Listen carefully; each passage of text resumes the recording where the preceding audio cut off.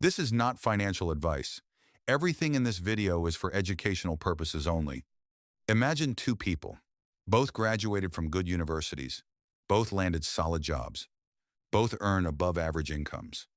Both read the right books, followed the right financial accounts, and could explain to you in impressive detail exactly what an index fund is, why compound interest matters, and why starting early is the single most important variable in building wealth. Now imagine that neither of them has meaningfully invested a single dollar. Not because they couldn't afford to, not because the market wasn't accessible, not because they didn't know what to do, but because something kept stopping them, something invisible, something that felt, in the moment, completely rational. Here's the thing. The biggest threat to your financial future is probably not your income. It's not the stock market. It's not even inflation. It's your own brain. Specifically, it's a set of deeply wired psychological patterns that were incredibly useful for human survival for hundreds of thousands of years, but are almost perfectly designed to sabotage modern wealth building. Today, we're going to name them, understand them, and most importantly, build a system that makes them irrelevant. Here's why this matters more than almost any other financial topic. You can know everything about investing, every ratio, every strategy, every tax-advantaged account, and still end up with nothing if your behavior doesn't align with your knowledge. In fact, there's a term for this gap. Behavioral economists call it the behavior gap, the difference between the return the market produces and the return the average investor actually receives. And the data on this gap is genuinely alarming. According to Dalbar's annual quantitative analysis of investor behavior, one of the most cited studies in behavioral finance, the average equity fund investor has historically underperformed the S&P 500 by approximately 3 to 4 percentage points per year over 2-0-year periods, not because they picked bad funds, not because of fees alone, but because of behavior. Buying high, selling low, panic selling during downturns, waiting for the right time to get back in. Over 20 years, a 4% annual underperformance gap on a $100,000 portfolio is the difference between $320,000 and $672,000. The market produced $672,000. The average investor walked away with $320,000. That missing $350,000 wasn't taken by Wall Street. It was surrendered by psychology. So let's talk about exactly which psychological traps are responsible and how they work. To understand why our brains are so bad at investing, we need to go back way back.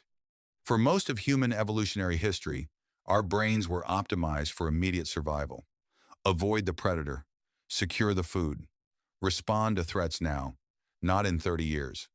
This produced a set of cognitive shortcuts, what psychologists call heuristics, that were genuinely life-saving on the African savanna. The problem is that financial markets are a radically different environment than the one our brains evolved for. And those same shortcuts, applied to investing, produce systematically terrible outcomes. Think of it like this. Imagine your brain is a smartphone running software designed in 50,000 BC. The hardware is extraordinary processing power, pattern recognition, emotional depth. But the operating system was written for a world that no longer exists, and nobody gave you the manual for how to update it. That's the fundamental challenge every investor faces. Not the market, not the economy, their own operating system. Let's go through the most damaging bugs in that system one by one. Bug Hasson, loss aversion. This is probably the most well-documented cognitive bias in all of behavioral economics. It was identified by Nobel Prize-winning psychologists Daniel Kahneman and Amos Tversky in their landmark prospect theory research. Here's the finding. Losses hurt approximately twice as much as equivalent gains feel good. Losing $1,000 produces roughly twice the emotional pain as gaining $1,000 produces pleasure. The math is symmetrical. The psychology is not. What does this mean for investors? It means that when the market drops 20%, the emotional pain is so disproportionate to the actual financial event that people make irrational decisions. They sell, they freeze, they exit to make the pain stop, even when every rational part of their brain knows that market downturns are temporary and selling locks in the loss permanently. Meet David, 38 years old, has been steadily investing in a diversified index fund for 6 years. Portfolio value, $85,000. Market drops 30% during a downturn. His portfolio is now worth $59,500. On paper, David sells everything. The pain of watching that number fall was too much. He tells himself he'll buy back in when things stabilize. By the time David feels safe enough to re-enter the market 14 months later, the market has fully recovered and pushed to new highs. He missed the entire rebound. His $59,500 in cash is now worth less than his original $85,000 would have been if he had simply done nothing. Loss aversion didn't protect David. It cost him. Bug hash 2. Present bias. Our brains are wired to dramatically overvalue the present relative to the future. Behavioral economists call this hyperbolic discounting. The further away a reward is in time, the less our brains value it, disproportionately so. This is why you tell yourself you'll start investing next month, and next month never comes.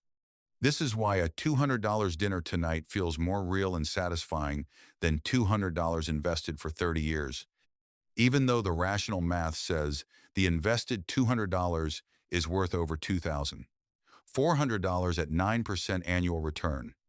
Your brain isn't broken. It's just running ancient software that was designed to prioritize the berry you can eat right now over the berry bush you might find next season. The problem is that compound interest is almost entirely a future phenomenon.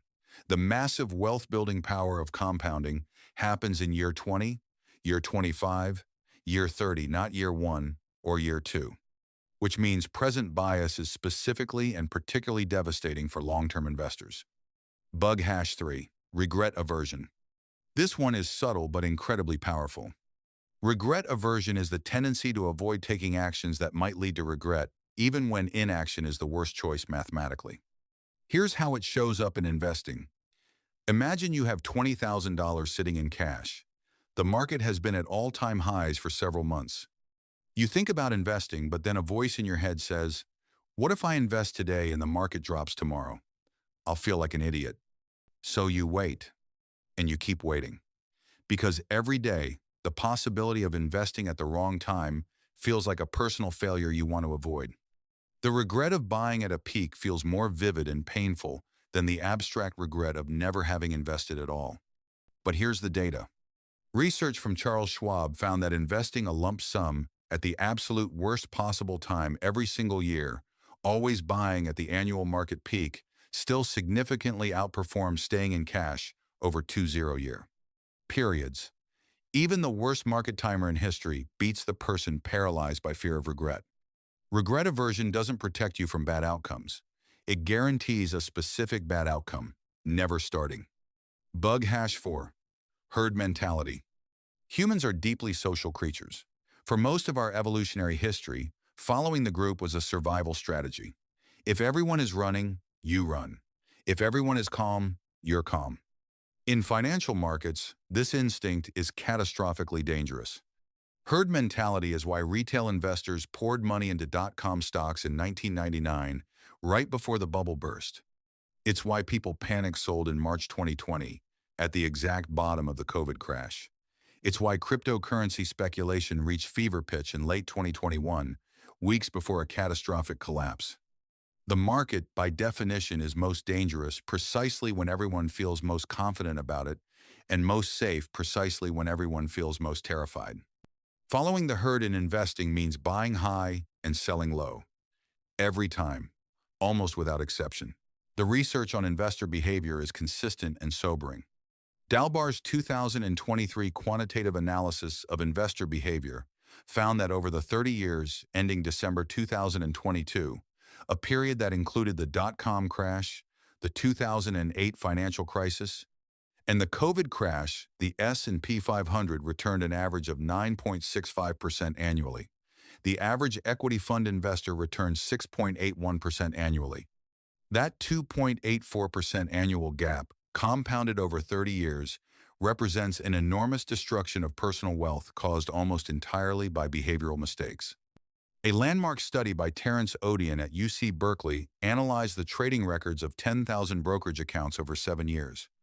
His finding: The stocks investors sold outperformed the stocks they bought by an average of 3.4% in the year following each trade. Investors were systematically selling their winners and keeping their losers, the exact opposite of optimal behavior, driven purely by psychological biases around regret, loss aversion, and overconfidence. And perhaps the most famous data point in behavioral finance, Fidelity Investments reportedly conducted an internal analysis of which customer accounts had performed best over a multi-year period. The top-performing accounts, according to the analysis, belonged to customers who had either forgotten they had a Fidelity account or were dead. The best investors weren't the most active, most informed, or most sophisticated. They were the ones who did the least, because doing less meant their psychology interfered the least. Now, this is not an argument that psychology is destiny, or that you're permanently trapped by your cognitive biases. Awareness is the first and most powerful intervention. You cannot override a bias you don't know exists. Simply understanding that your pain at a portfolio decline is disproportionate to the actual financial event, that it's your evolutionary wiring, not a rational signal, gives you the ability to pause before acting on it. There's also an important distinction between harmful emotional responses and useful ones. Not every instinct is wrong. The discomfort you feel about taking on high-interest debt, that's a useful signal. The anxiety you feel about an investment you don't understand, also useful, it's telling you to learn more before committing. The problem is specifically when cognitive biases override rational long-term thinking in the context of legitimate, diversified, long-term investing. That's where the damage happens. And one more nuance. Some people genuinely have lower risk tolerance than others, and that's not a character flaw. It's a real variable. The solution isn't to force yourself to hold a 100% equity portfolio that causes you so much anxiety you can't sleep. The solution is to find the asset allocation you can actually stay invested in through a downturn. A 60/40 portfolio you hold through a crash is infinitely better than a 100% equity portfolio you abandon at the bottom. So how do you actually build a system that makes your psychology irrelevant? Step 1. Automate everything. The single most powerful intervention against behavioral bias is removing the decision entirely. Set up automatic contributions to your investment accounts on payday. When the money moves before you see it, present bias, regret aversion, and herd mentality never get a vote. You can't panic sell what you forgot you bought. Step 2. Write an investment policy statement. This sounds formal, but it doesn't have to be. Simply write down before any market volatility happens what you own, why you own it, and what conditions would justify changing it. I will not sell my index funds unless my financial goals or timeline fundamentally change. Read it during downturns. Your calm, rational past self is a better financial advisor than your panicked present self. Step 3. Stop checking your portfolio daily. Seriously. Studies show that investors who check their portfolios more frequently make worse decisions because more frequent observation means more frequent exposure to short-term losses, which triggers loss aversion repeatedly. Monthly or quarterly check-ins are sufficient for a long-term investor. Step 4. Reframe losses as discounts. This is a mental model shift that genuinely helps. When the market drops 20%, your index fund isn't losing value, it's going on sale. You're buying future returns at a 20% discount. The same shares that were $100 are now $80. If you believed in them at $100, you should be more enthusiastic at $80, not less. The emotional reality feels the opposite, but training yourself to reframe corrections as opportunities is one of the most valuable cognitive skills a long-term investor can develop. Step 5. Consume financial news less, not more. Financial media is structurally incentivized to make you feel urgency, fear, and the need to act. Markets tumble as recession fears grow, produces more clicks than long-term investors unaffected by short-term volatility. Reduce your exposure to financial news during volatile periods. Your portfolio doesn't need your attention, it needs your patience. Your brain is not your enemy, but in the context of long-term investing, it needs guardrails. Build the system first. Let the system do the thinking, and get out of your own way.